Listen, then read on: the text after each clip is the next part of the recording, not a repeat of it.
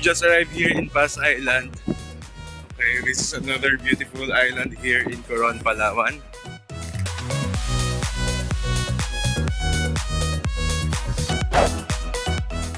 So here in 𝗢𝗪 Island, they do have huts here. This is for only 1,250 pesos a night.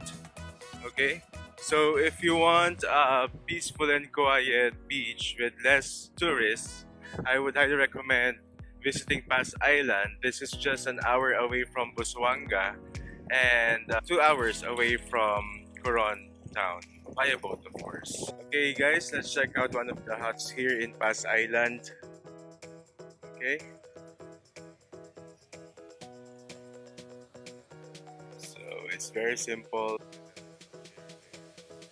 We don't have air condition here, so if you want a simple island life, I would highly suggest staying here overnight, here in 𝗢𝗪 Island.